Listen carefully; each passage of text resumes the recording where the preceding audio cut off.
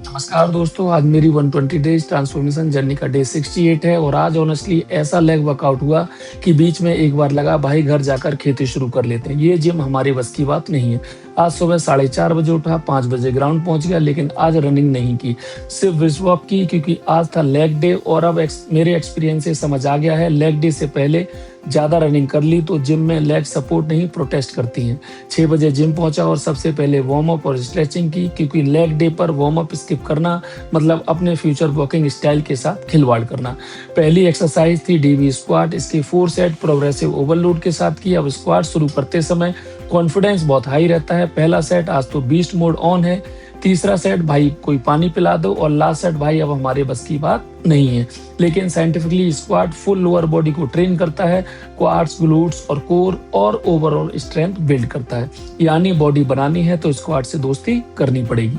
उसके बाद Smith machine leg presses, 4 heavy sets. अब लेग प्रेस में सबसे बड़ा स्कैम क्या है? वेट लोड करते समय आदमी खुद को रोनी कोलेमोन समझता है, लेकिन सेट खत्म होने के बाद लेग्स बोलती है अब इस वेट को वापस कौन रखेगा। फिर रोमेनियन डेडलिफ्ट हैमस्ट्रिंग के लिए। अब हैमस्ट्रिंग वर्कआउट वो चीज है जिसके बाद आदमी स्टेयर्स उतरते समय रेलिंग को इमोशनल सपोर्ट की तरह पकड़ता है। उसके बाद फिर लेग प्रेसेज। उस टाइम ऑनेस्टली ऐसा लग रहा था जैसे ट्रेनिंग नहीं किसी चीज का बदला लिया जा रहा हो। फिर lunges with 10 kg sand bag, 3 sets. अब लंजेस करते समय बॉडी बैलेंस कम, आंखों के सामने फ्यूचर फ्लैश ज्यादा हो रहा था। उसके बाद सिंगल लेग स्क्वाट।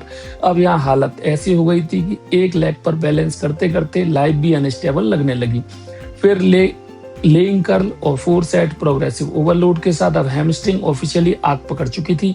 उसके बाद काफ रेजेज। अब काफ वर्कआउट छोटी चीज लगती है लेकिन अगले दिन बाथरूम तक पहुंचने में रियलिटी दिखा देती है। फिर एब्स वर्कआउट किया, हैंगिंग नी रेजेस, रशियन ट्विस्ट और ऑनेस्टली उस टाइम एब्स कम पूरी आत्मा ट्विस्ट हो रही थी। लास्ट में वैक्यूम 5 मिनट के लिए। आज का पूरा वर्कआउट प्रोग्रेसिव ओवरलोड और हाइपरट्रॉफी ट्रेनिंग पर बेस्ड था। Heavy legs training testosterone response बढ़ाते हैं, कैलोरी बर्न हाई करते हैं और ओवरऑल मसल ग्रोथ इंप्रूव होती है। इसलिए लेग डे फिजिक ट्रांसफॉर्मेशन का बैकबोन होता है। आज का वर्कआउट सच में ऐसा लग रहा था जैसे जान निकल गई हो। एक टाइम पर तो आंखों से पानी तक आ गया। लेकिन ऑनेस्टली यही सेशन बॉडी बदलते हैं।